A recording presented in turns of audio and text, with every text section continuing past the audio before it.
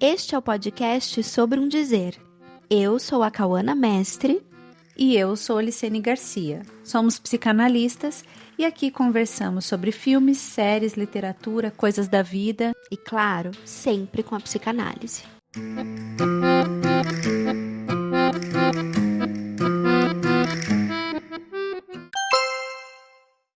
Olá, tudo bem? Gosto muito do podcast de vocês, acho fantástico. Tem uma pergunta então, para me ajudar. Eu queria saber que vocês falassem sobre o porquê é tão difícil para algumas pessoas viverem na rotina ou então assim querer controlar a vida através de uma rotina, que seria o meu caso. Por que a gente tem tantas dificuldades assim, em levar uma vida, entre aspas, uma vida normal? Há certa uniformidade monótona nos destinos dos homens.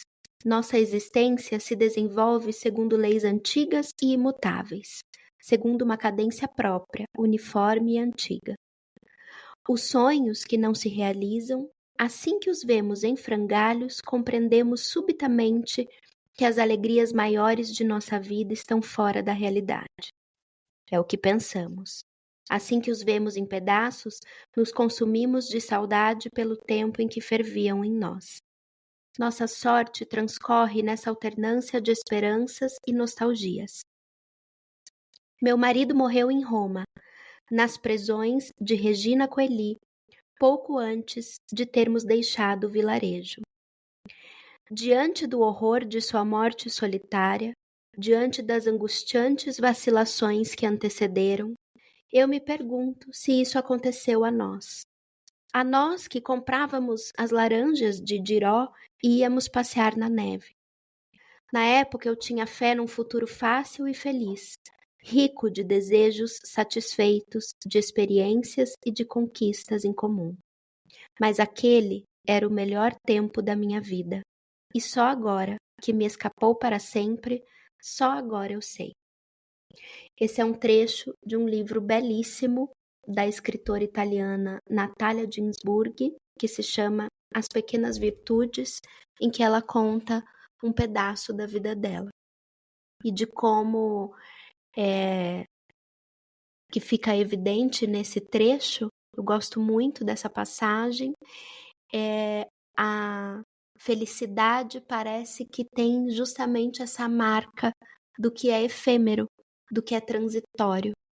E que às vezes a gente não pode reconhecer aquilo no momento em que tem, e sim no momento posterior. Né? E de como muitas vezes a gente coloca a beleza e a satisfação e o prazer numa coisa que a gente acredita que está fora da nossa realidade, para talvez depois perceber que na verdade é a vida em si que acontece no dia a dia. Trazendo esse ponto, eu acho que já conversa com a pergunta do seguidor. Parece que se tem a ideia que essa coisa que você localiza como esse efêmero, esse instante, né, de uma certa satisfação, de uma certa alegria, parece que na rotina do dia a dia é como se tem uma falsa sensação de que é possível controlar esses instantes, como se eu seguisse uma régua de como as coisas devem ser. Por exemplo, vou fazer uma viagem, então eu vou lá e programo toda a viagem, segundo por segundo, minuto por minuto, do que eu vou fazer, da onde eu vou, como se isso, manter uma programação fechada, ou seja, também uma rotina, fosse possível de alcançar alguma coisa, ou se a gente pudesse produzir esses instantes de encontro com isso que é efêmero e que é naquele instante, naquele minuto, que não é onde a coisa escapou à rotina, escapou à programação. E que me parece, quando a gente fica preso a essa programação que dá uma falsa sensação de controle sobre a vida, controle sobre as coisas, se tem a falsa ilusão de que é possível prever e calcular quando isso vai acontecer. Ou se eu cumprir toda aquela programação, ao final eu vou alcançar esse encontro com essa satisfação. Sim, e eu acho que o interessante no áudio que a gente recebeu desse ouvinte é que fica evidente como o controle, esse apreço pela rotina, né, a fim de controlar a vida, e o ódio à rotina são duas faces da mesma moeda. Uhum. Né? Porque também se você decide que você odeia a rotina e quer fazer de tudo para sair dela, você também acredita que vai produzir fora da rotina alguma felicidade, que é ali que você sabe onde está a alegria, o prazer e tudo mais, que você sabe como encontrar. É um certo... É uma busca incessante pelo novo que faz com que o novo não seja mais uma novidade, né? Porque aí a repetição se torna justamente esse buscar infinito pelo que é novo, pelo que tá fora, pelo que não é meu, pelo que não faz parte do meu dia, pelo que é do outro, pelo que seria se fosse assim ou assado. Uhum. Quando eu penso em rotina, imediatamente penso num bebê, que ele é completamente desregrado, né? Não tem organização nenhuma, e vem, né, esse outro primordial que em algum momento começa a instalar ali uma lógica de funcionamento, organizando ali aquele corpinho que é só mal-estar. E aí você vai construindo uma rotina justamente para que se tenha uma certa lógica e que esse bebê comece a perceber que existe dia, que existe noite, que existe horário de comer, que existe horário de dormir, né? Que existe uma lógica na qual a gente está inserido. Grande parte do sofrimento, por exemplo, de algumas mães reside nesse ponto, que se cria ali uma rotina, ou seja, uma regra fixa de horário que se sair um segundo daquela programação, nossa, perdeu todo o dia. E a rotina nada mais não é de estabelecer tal hora cravada é isso que vai acontecer, tal hora cravada é isso que vai acontecer.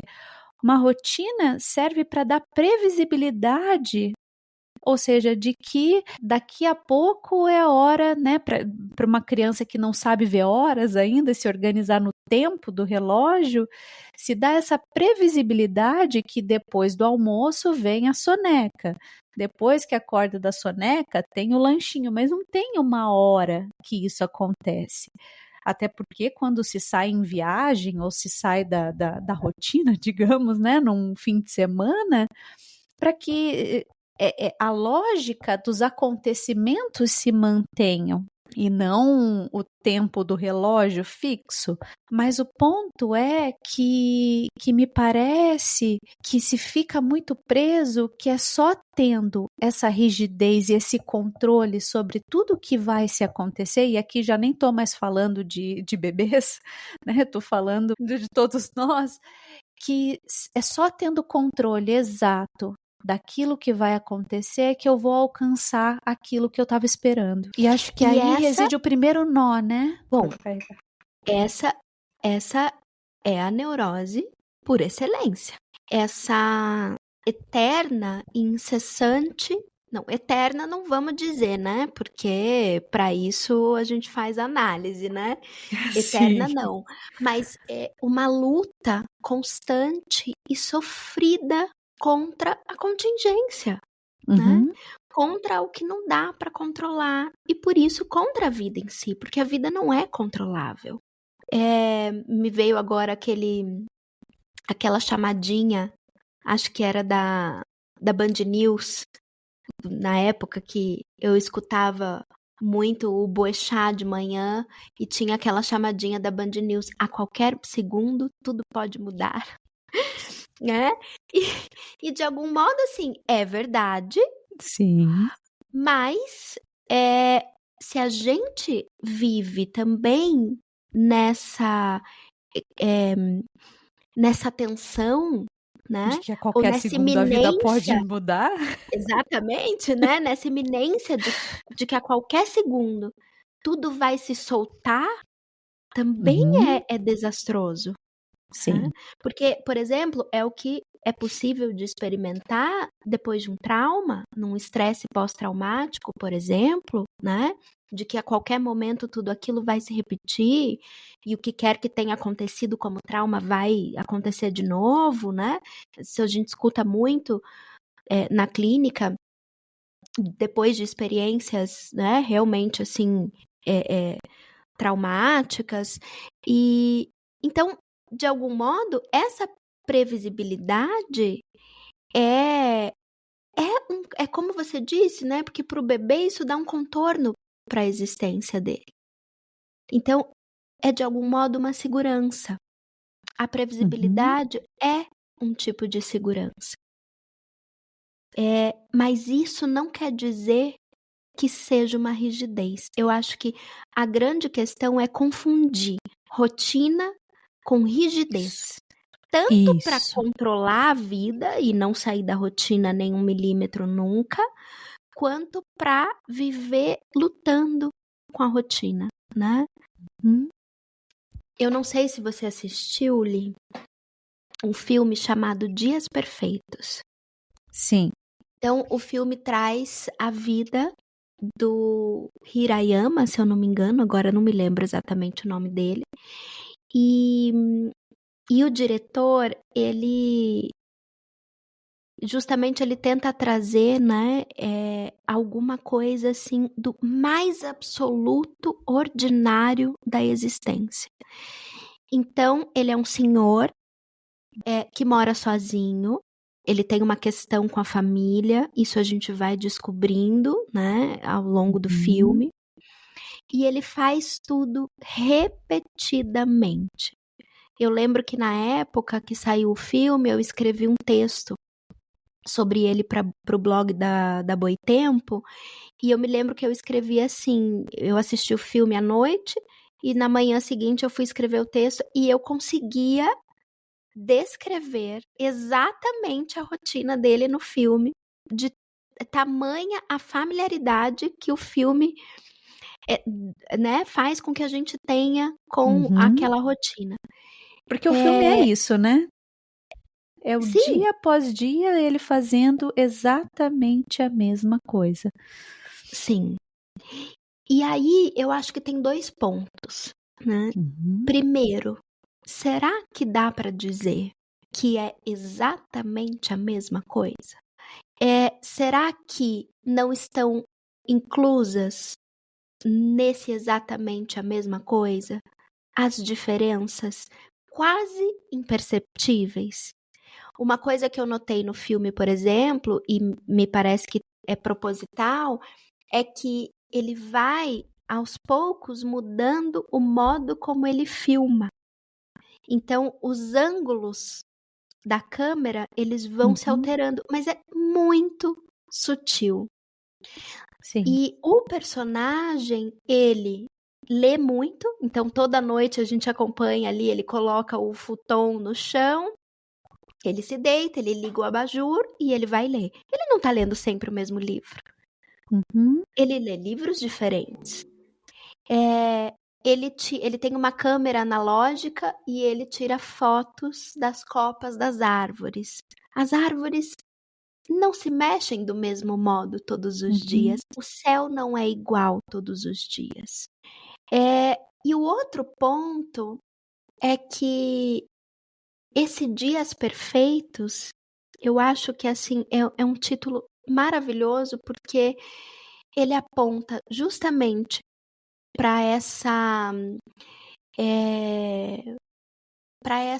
arte, né? Porque eu considero uma arte de se alegrar com a suficiência, sabe?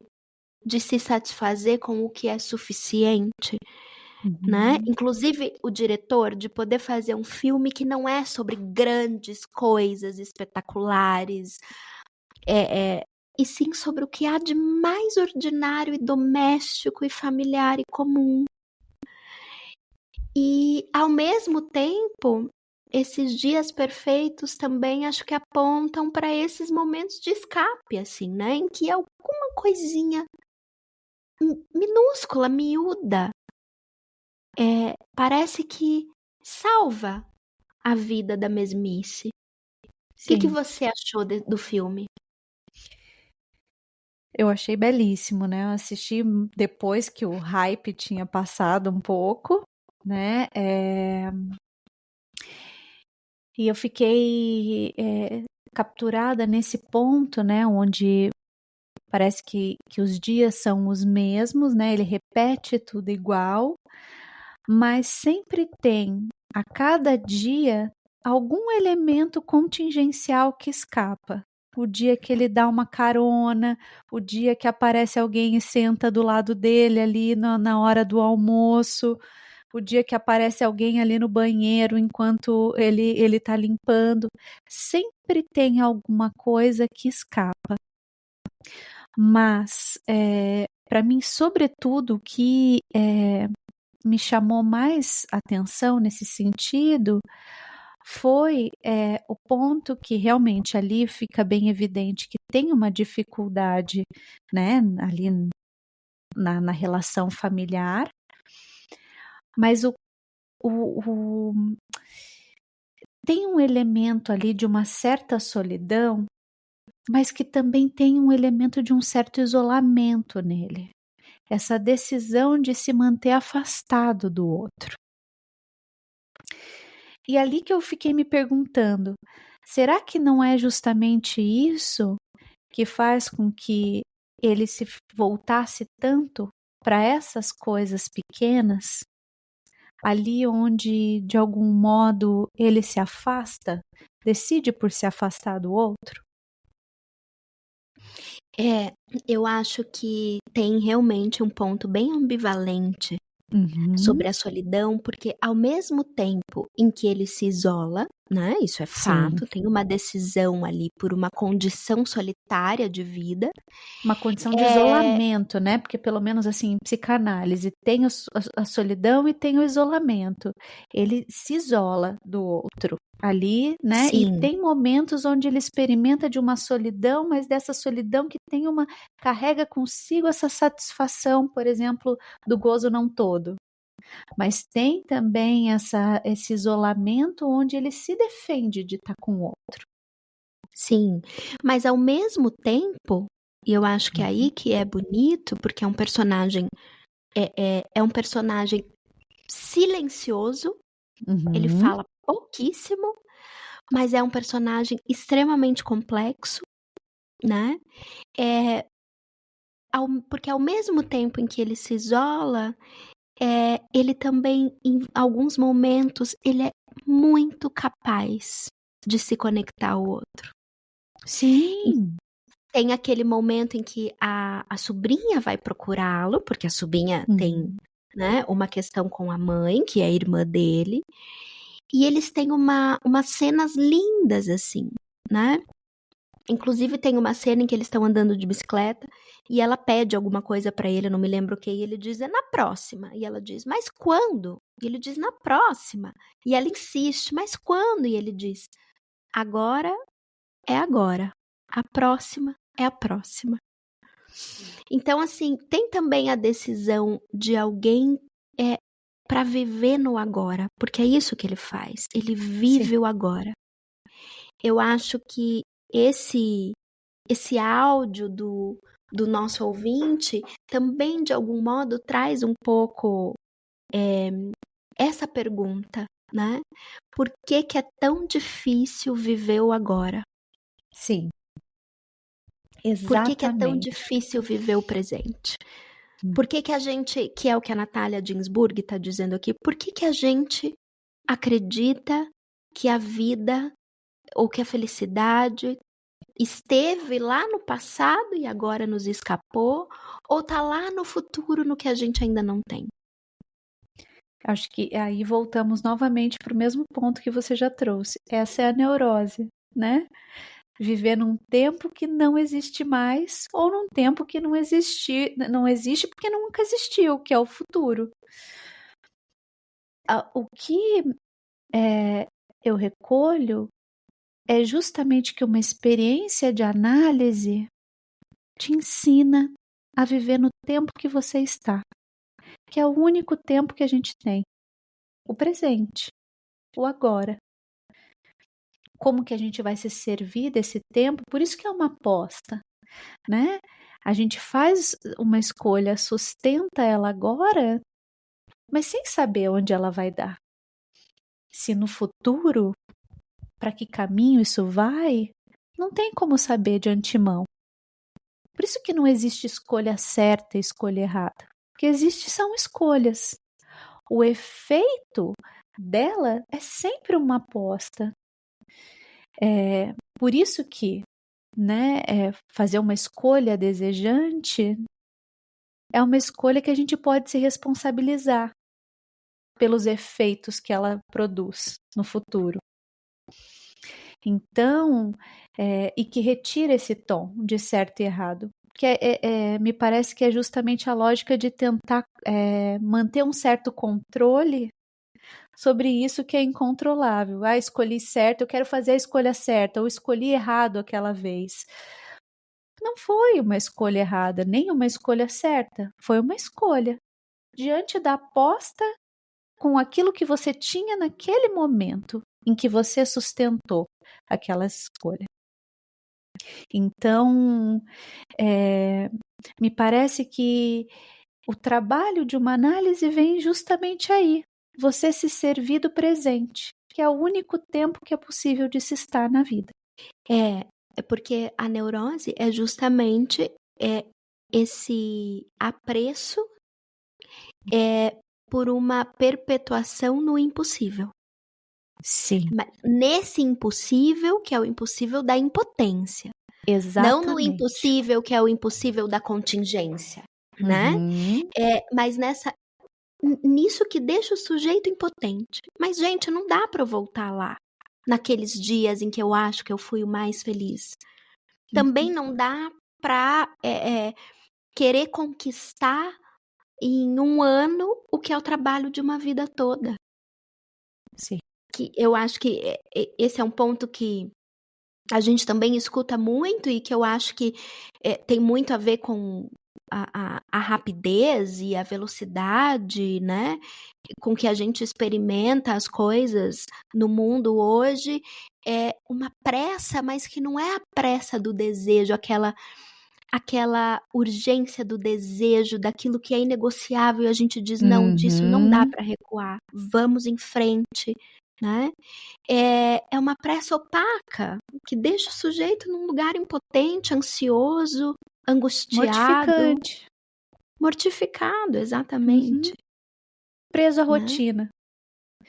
Né? Sim. Essa rotina que de algum modo vem como uma promessa de uma garantia de um dia no futuro que virá, acaba mortificando o sujeito num tempo onde ele não consegue se servir com realmente do tempo que ele realmente tem para fazer a escolha que, quem sabe, lá no futuro ele vai colher algum fruto, né? E aí ele se perpetua também num tempo que já foi e que não dá para voltar e que muito facilmente cai no campo de uma romantização, como se fosse um tempo onde as coisas eram mais fáceis, né? Aquele filme que eu acho belíssimo, Meia-Noite em Paris, é isso, né? É esse filme que que traz justamente notícias de que é num tempo que já foi e que eu não vivi, que as coisas seriam mais fáceis, funcionariam melhor, as pessoas conversavam mais, as pessoas eram... Bom, a lista pode ser infinita de coisas que se supõem num tempo que não existe mais. né? Do mesmo modo que a gente supõe num tempo que não aconteceu ainda, que é o futuro, que as coisas vão ser mais interessantes, mais divertidas, mais proveitosas, porque quando eu chegar lá eu vou conseguir aproveitar a vida. Ah, quando eu me aposentar eu vou viajar e vou fazer aquela festa que eu sempre sonhei e vou viver aquela... E no tempo que se tem hoje, fica preso justamente a essa rotina, né? Isso, mas que talvez a gente possa diferenciar o que é você ter uma rotina, uma certa previsibilidade que te orienta na vida, de Sim. trabalho, de relações, de lazer, né? De saúde, de cuidado, Uhum. autocuidado, etc. E o que é você estar preso à repetição neurótica, Sim. né? Rotina e repetição são coisas diferentes. Uhum. A Acho que rotina do aí a gente sintoma troca. é uma coisa, porque daí ela diz Exatamente. respeito à rotina do sintoma da neurose. Fazer tudo igual, esperando receber um resultado diferente. Diferente, exatamente. E a previsibilidade, que é isso que desde a infância está colocado, é de algum modo você se organizar no tempo. Né? Não adianta você também ficar solto no tempo. Você precisa saber que no dia seguinte você vai acordar, você vai trabalhar, que a criança vai para a escola no outro dia, e no outro você vai almoçar, você vai jantar, você vai, né, sei lá, numa atividade X. Você precisa ter uma certa previsibilidade de como que as coisas podem acontecer naquela lógica, mas que também não é garantia. No áudio que a gente recebeu, né? Uhum. Vamos ver o que o nosso ouvinte vai dizer depois do nosso bate-papo. Espero que ele não fique bravo com a gente, mas fica evidente como é disso que ele está falando, né? O Sim, que ele fica quando ele diz assim, é o meu caso, né? Que é o caso dele é sim. tentar controlar a vida pela Uhum. rotina. Na verdade, ele está falando da rotina do sintoma dele, Uhum. que é acreditar que ele pode controlar as coisas, que ele pode controlar a vida, né? Talvez caiba para ele fazer essa diferença, né? De repente, no percurso de uma análise, o que é planejar e programar e o que é controlar. São coisas muito diferentes, né? Existem pessoas que têm muito apreço pelo planejamento, pela organização, e, gente, isso não é um problema. Uhum. Isso não é um problema, né? Inclusive Gostar que das planos coisas estão aí daquele para ser revistos, né? Exato! Não é um problema porque planejar alguma coisa pressupõe que você está planejando, mas você sabe que pode mudar, as coisas podem mudar, a vida acontece, né? E nem sempre do modo como a gente planejou. E Uhum. aí a gente revê, muda o percurso, altera o trajeto, vai de outro modo, vai em outro tempo, né? Dá outro lugar para as coisas, mas sem essa pretensão tão consistente de que a gente vai controlar a vida e com isso as coisas vão ser mais, né? Que a vida vai ser mais fácil. Sim. Eu gosto de brincar que fazer planos é importante. Transformar os planos em metas, ali você já mata a coisa. Que aí você precisa alcançar aquilo. Os planos são isso. Pode ser revisto porque ele está aberto à contingência. Né? É isso que também faz com que a gente levante da cama todo dia. A gente precisa ter planos, Exato, claro, sim. né? Senão, o Uhum. que vira a vida se a gente não pode, se quiser viver só o hoje, como se não Claro, houvesse amanhã? e esse discurso é desastroso, né? Uhum. Esse discurso do não crie expectativas. Né? Se Sim. você não cria expectativa, você não vai se frustrar. Gente, mas a vida sem expectativa é a própria frustração, Uhum. porque nada se realiza, Sim. nada se cumpre, nada se aguarda. Uhum. Então, É sempre tudo que a gente está falando aqui, né? É engraçado que a gente põe um ponto e faz um contraponto. Põe um ponto e faz um contraponto. Uhum. E isso é a vida. A vida é Uhum. assim. A vida não é feita de verdades absolutas. A vida é feita de meias verdades. Uma coisa me serve agora, dali a pouco não me serve mais, né? Tem aquele ditado que, como é que é? A medida entre veneno e remédio é a dose. Sim. Quer dizer, tem coisas que funcionam agora e de repente isso se torna um excesso e a gente precisa rever o modo como a gente faz com isso. Porque é isso, né, Cal? Não existe uma vida sem expectativas. O que a gente aprende é saber também aonde colocar as expectativas. E não é no outro. O grande ponto de sofrimento, né, nosso é que a gente coloca as expectativas no outro. Que o outro dê, que o outro faça, que o outro seja, para que isso me dê acesso a um outro que aí eu vou poder, eu vou fazer, eu vou ser. Colocar expectativas naquilo que é do próprio percurso, naquilo que eu posso fazer por mim mesmo, que só eu posso fazer por mim mesmo, é aí um caminho mais possível de se fazer alguma coisa com as expectativas. Mas agora eu te pergunto, você acha que é possível viver, por exemplo, uma parceria amorosa sem ter uma expectativa no outro? Sem esperar que o outro te dê alguma coisa que você quer dele? Caiba aí poder pensar no que é possível naquela relação, por exemplo, se tem espaço para planos em comum, sonhos em comum, nisso que se constrói a dois. Eu acho que esse é um ponto onde alguma expectativa é importante aí. Nisso que se planeja com o outro, construir com o outro. Mas entrar nessa expectativa de que se o outro fizer aquilo, se o outro me der aquilo, aí sim eu vou conseguir, né, o que eu estou esperando. Ou seja, vamos pensar uma coisa cotidiana, por exemplo, chutar aqui uma coisa assim. Bom, um relacionamento onde a mulher se incomoda que o marido vai jogar bola toda segunda-feira. E Sim, isso um dá clássico. um clássico, né? E isso é fonte de discussões entre eles.